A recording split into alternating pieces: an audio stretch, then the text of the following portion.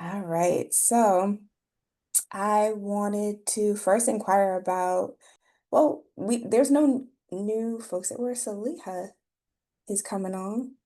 So I was gonna say welcome to any of my new folks. Saliha, and I apologize if that's not how you pronounce it. If you want to just take a moment to introduce yourself, you're a new name for me, so just a welcome. Hi everyone. My name is Celia. So Dr. How do you pronounce your last name? Dr. Leggett? Oh, Leggett, yeah, Okay. Ariel is fine. So hi Dr. Leggett and everyone. My name is Celia. Thanks for having me. I'm just listening in today. Okay. Are you coming from any particular institution? IU Indianapolis. Okay. Well, welcome, welcome. Then we have a caller on the line. I can't see who that is, but welcome to you as well. Feel free to unmute if you want to introduce yourself. Okay. So we're gonna move into discussing feedback from the webinar if Tori has it available. We just had the webinar, so I'm not certain if we have it available. Um, there were two responses right away, but I have not had a chance to look again. So let me just get into Qualtrics and I'll see, put a pin in that and I'll see what I find and we can come back to it in a minute. Okay. Like two whole responses. What? Yeah. Um, but thank you again to Curtis for moderating the session. It was a really good conversation around dissertation of the year winners. Curtis, you just want to give any words around that? No, it was a great conversation. I think folks who were there learned a lot about some tips and tricks for the dissertation process from two of our past winners. Um, Things really kind of went the whole scope from choosing a committee and some of the challenges of that through the challenges of writing and staying on track, and then even got to okay, post dissertation, what can you do with your research to continue. So I thought it was a good conversation. It was fairly well attended. I think there were 17 people on there, so I thought that was really good. I know that we have a push maybe to do another webinar with the CHI data. So hopefully we can get that underway and finish that up before the end of the year. But I thought it went well, and I think our two participants were really engaging and talked very well about their experiences and made it applicable to those who are just listening in. It does look like we have 6 responses now to the survey, asking for feedback. I'll have to go through it more thoroughly, but it looks like 5 of the 6 said they agree or strongly agree with all of the ratings we asked for. So objectives were clearly stated, objectives were met, presenters effectively delivered material, and they feel confident applying what they learned. We asked some qualitative questions. So 3 most valuable takeaways, and then what improvements they suggest. So I'm gonna have to go through the valuable takeaways more because folks wrote a decent amount there. Improvements, more webinars on this topic and or dissertations. Potentially having someone currently working on their dissertation on the panel was another suggestion. For future webinars, let's see, more discussion on dissertation work and areas that still need more research done. Burnout prevention among housing and residence life professionals, how housing and residence life professionals can more intentionally support students' basic needs. Those were suggestions. And then someone suggested as a final thought or feedback that it would be nice to see the faces of the participants who are in the room, so the attendees, or to have the option to show their faces. For context, we've moved to scheduling these, ACUHO-I has moved to scheduling these all as a webinar format in Zoom so that changes, who's visible on the screen to just those who are listed as panelists or hosts. I think there's a way, if like someone has a question that, we're able to like have them show their like be visible while they're speaking. So that I suppose would be something we could do, versus just putting things in the chat, or the Q&A. But yeah, I suppose that's just something to consider for the future. Looks like 3 of the 6 were at the coordinator or resident hall director level. We had 1 assistant director level, 1 associate director level, and 1 director level, who gave feedback. So that's interesting. Their primary functional area in their position looks like 2 in residence life or residence education, and then 1 each for human resources, student behavior, conduct, more than 1, which was an option if they sort of cross over multiple categories. And then someone selected other. So I'll have to see. Oh, fraternity, sorority life. That's what they wrote in there. 4 of them have been in the field for 0 to 5 years, so newer professionals, and then 1 6 to 10 years and 1 16 to 20 years. Most were public institutions. 5 of the 6 were public institutions. 3 from ACUHO, 1 from ACUHO, and 1 from ACUHO. So 5 of the 6 answered that question.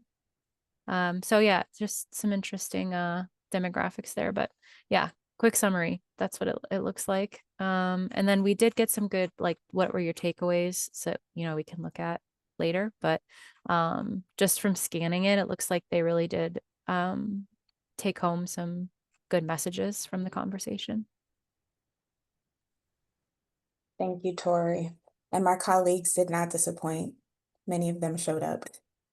So thankful to them for that. And I think that might be one of the folks who said they just wanted to see who else was from, their institution that had attended, but I could see. So thank you for that. And do you know when the recording will be available? It is available. I sent an email out that evening Okay. with a follow-up. So the recording link, the assessment link, information about how they can engage with the committee, and some other things. So to all of the registrants, there were 40 registrants that got that. Mhm. And then I copied you, Curtis, and the presenters so that they were able to see that. Oh, and I shared the presenters' contact information since they said we could do that. Okay, I'll take a look. Thank you. Mhm. Curtis, the executive summary survey findings.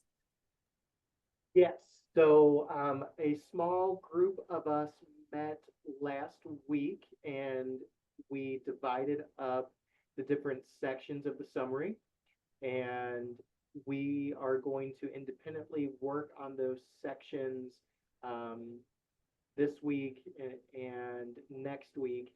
And we have a follow-up meeting December 3rd to try to compile everything into one draft, and from there work on editing the final draft. So Tori, I believe, is taking the reins on some of the background of how the survey was designed and so forth.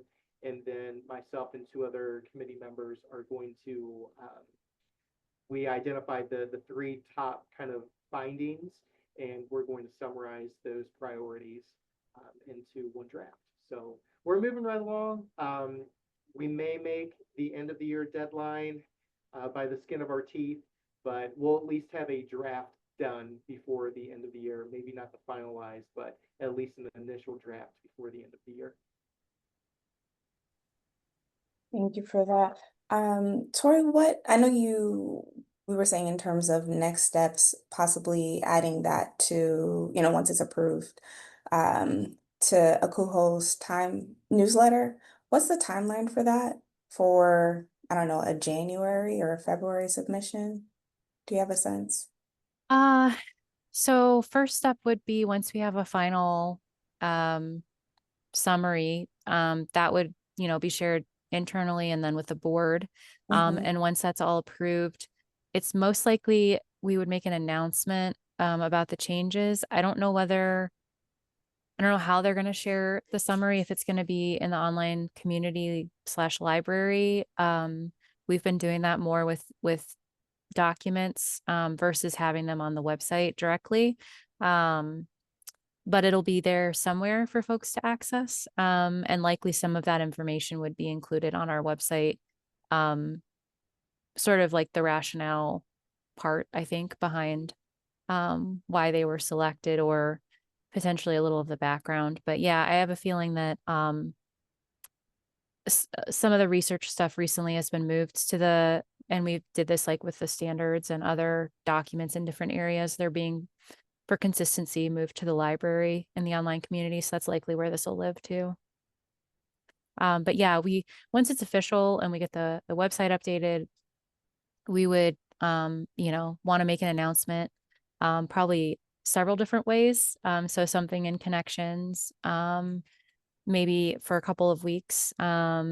Likely I'll have our marketing team put something on social media, to just direct folks there. And then really the first time it's going to probably be utilized will be with the funded research grant, since that proposal period will open in March. So that would sort of be the first time it would maybe be more talked about, but that could also help with maybe promoting the grant, to say like we have new priorities and that the grant, requirements will be linked to those, versus what they used to be. So yeah, so we can work it into that marketing for the grant too. Thank you. And the piece about the grant had me thinking. I know something that we brainstormed a long time ago was, prior to the information for the grant being released, to do a webinar, right? So that folks, and I think you might have said that something was already in the library, so promoting what's in the library, and or having another webinar to kind of get folks interested in. Yeah, there is one that was recorded previously that's it's on the YouTube channel, ACUHO-I YouTube channel. Yeah, I think that was maybe 2 years ago. I don't know that I did it for this year. I think it was the year before. So I think it could be worth hosting something new.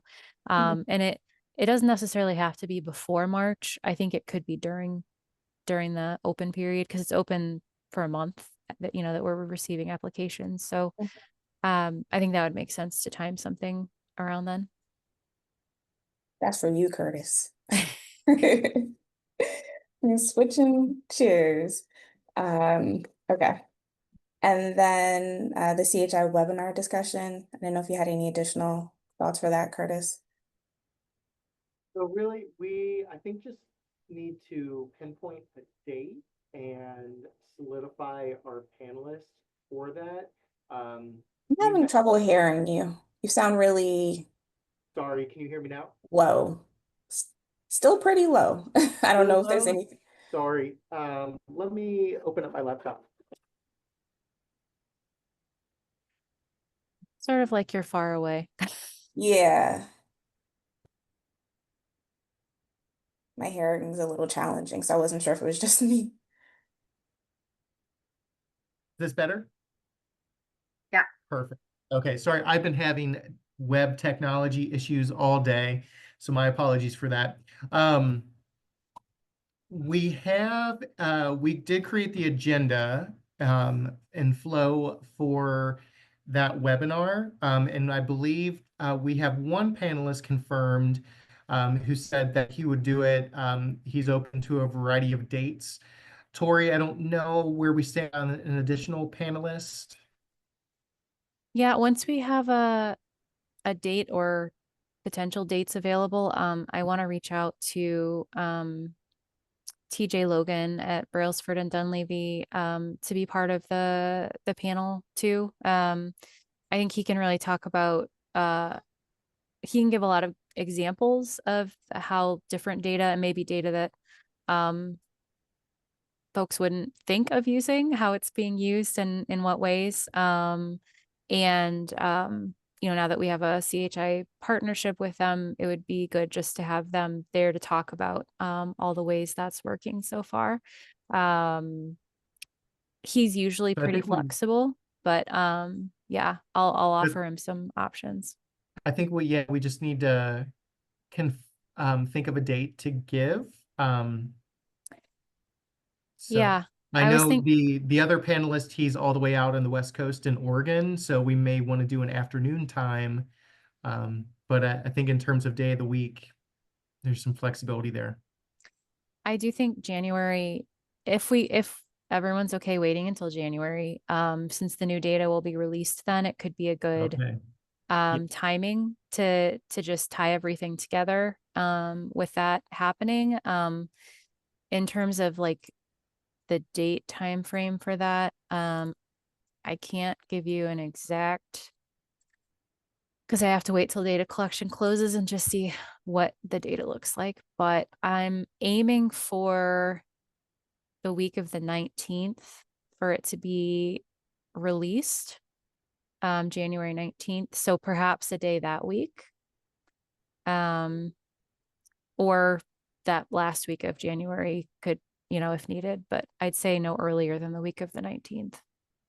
Okay. Um, yeah, I think we just give a couple, pick one or two options and send them to the two prospective panelists and let them kind of decide based off of their calendars, and then we get it publicized. Yeah. Curtis, is that something you want to do here and now or between Tori and the Um, three of us? I guess, yeah, I guess the three of us can just talk offline Okay. and, pick a day or two and send those to the panelist. Mm-hmm.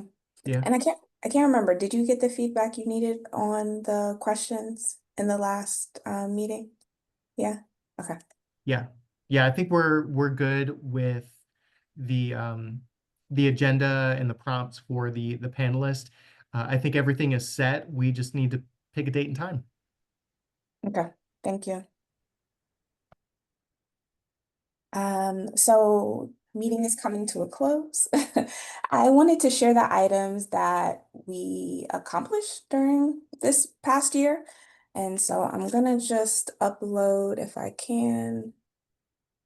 Ooh, not that.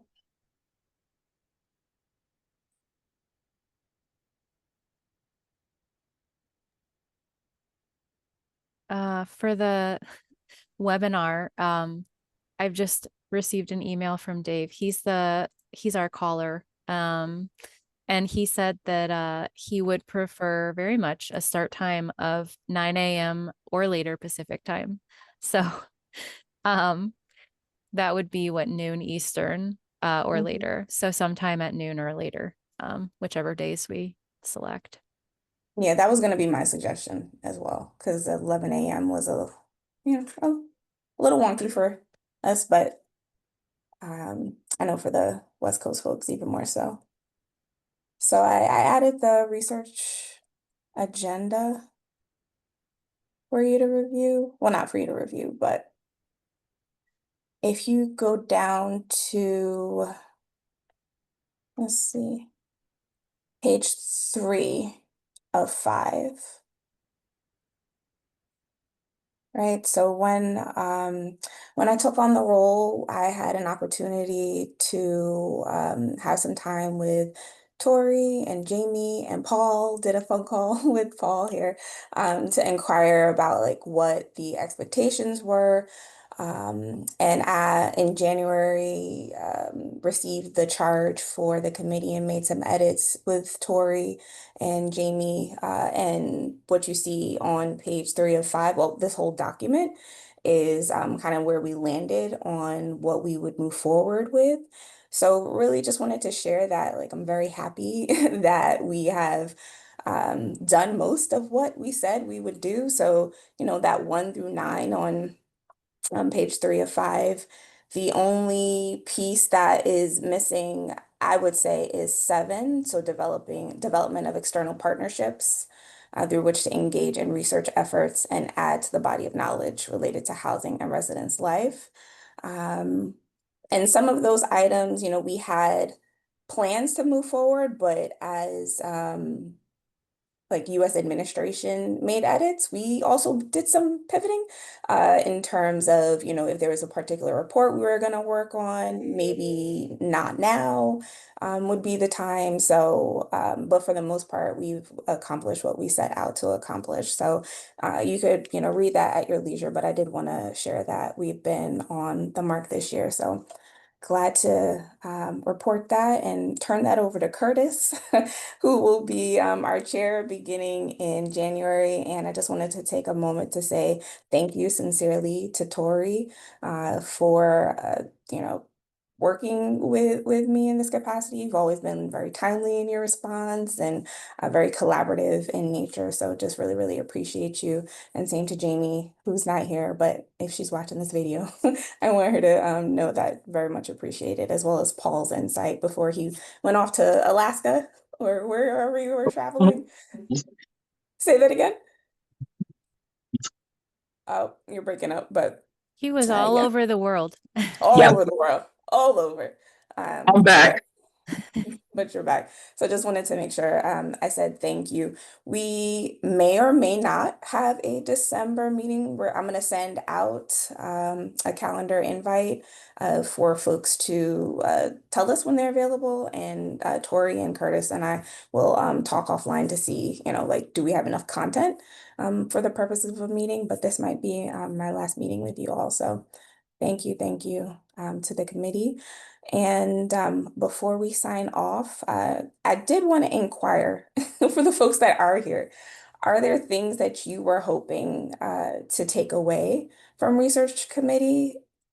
Something that Curtis can think through, So I'm gonna stop talking, leave the floor open. Anything you were hoping to accomplish as a committee or as a professional, things you want us to think through for, this next year. I just want to say first, since we may not have a December meeting, thank you to you for taking Oh, on sorry. the role this year and quite the list of things to accomplish. And, I would argue that in some ways you got number 7 too. So I really think, you pushed through everything on there. And I just saw so much progress with the committee this year, and I'm so thankful for Mm, you being in this role and all your hard work. So thank you for thank that. you. I appreciate that sincerely. And now the question to the floor.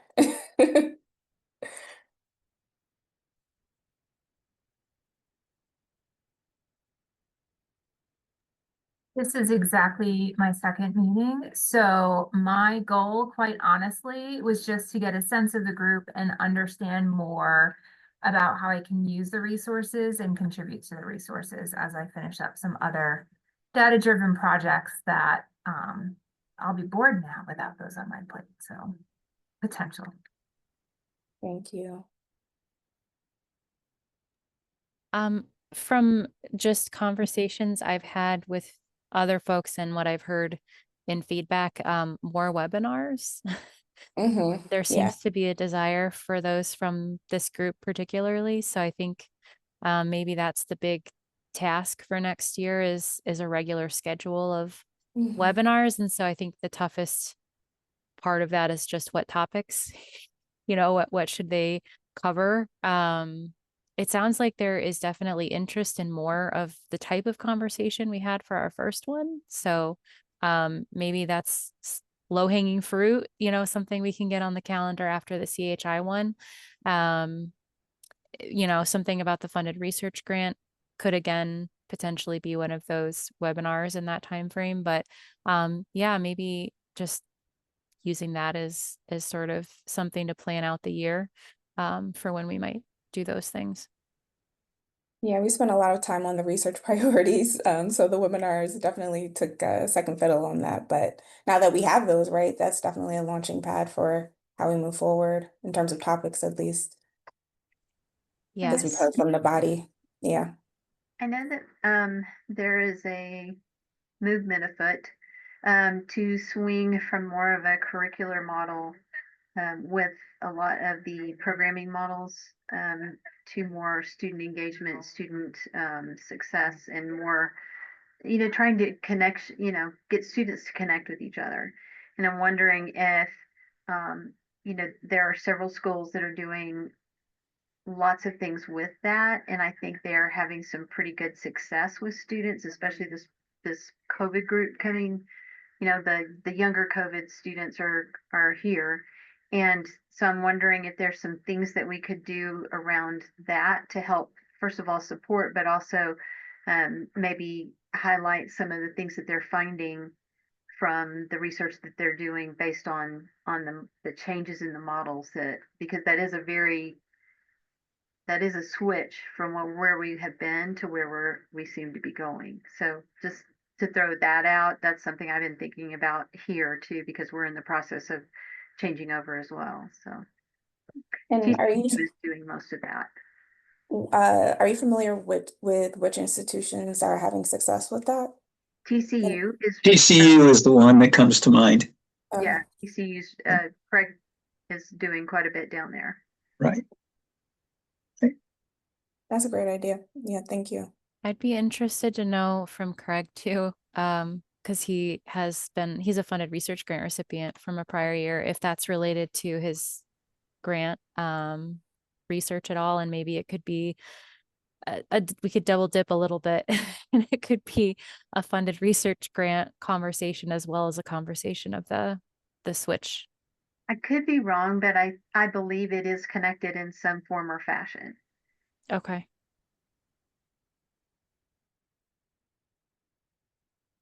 Yeah, they've got a conference coming up that is sponsoring.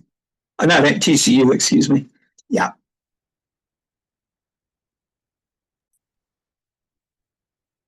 Go ahead, Tori. I'm just thinking, so we had a webinar with dissertation of the year award winners. Are there other, award winners that we would want to have a webinar to discuss their work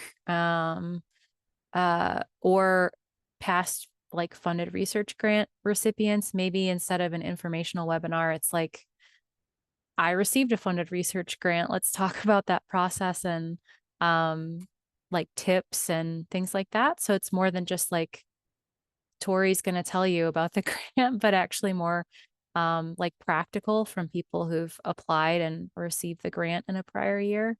Maybe that could be helpful. I like that because it almost ties to the dissertation process where, you come out of that thinking, okay, I've got this research agenda set up for future things, but how do you make that actually happen whenever you've been putting all this other stuff off and now you're back in the groove and you're trying to move forward?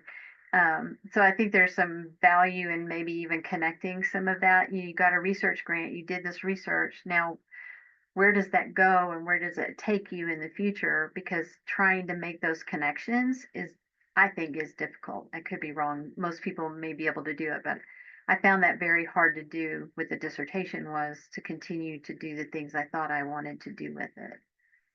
Because I just got busy working and doing and catching up. Yeah, I understand that too. The other one I was thinking of is the Research and Publication Awards. So maybe, past award winners from that would be, I think that could make an interesting webinar as well. If, we could do something similar with panelists like we did for the dissertation of the year. What was that award? Research and Publication Award. And that says that is designed to recognize an individual who has made a significant contribution to the body of research and publications related to the student housing profession. So it looks like 2024 was Jason Lynch, 2023 Joshua Brown, 2022 Ryan Irk. At 2025 isn't on here yet. I don't remember who that was off the top of my head. But yeah, so yeah, maybe that's something we could do for next year too.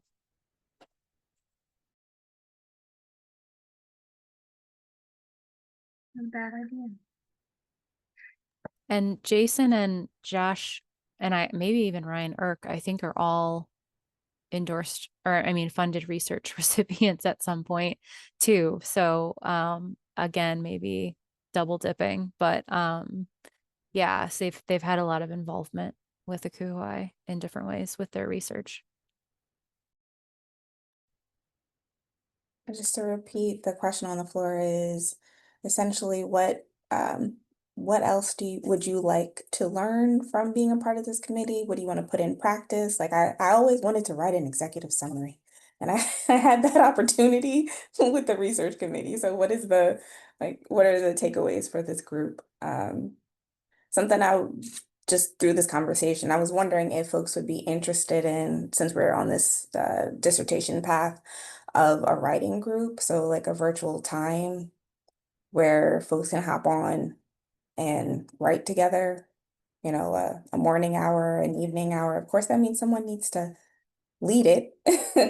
Or do they? I don't know, but at least it can be like an accountability measure. And I know those happen at our institutions or in programs.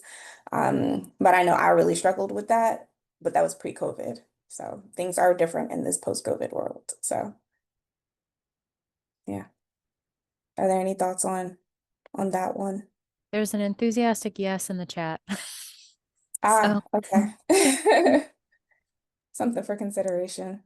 Yes, I'd love that idea. So I would definitely be using that. Mm. Yeah, not just for folks who are writing a dissertation. Anybody needs a writing buddy, right? So,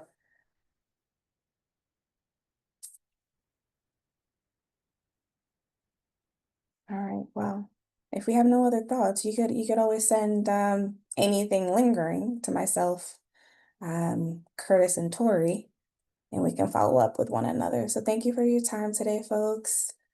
Weekend is coming. It's almost there. All right, be well. Happy holidays. Happy Thanksgiving. Thank you.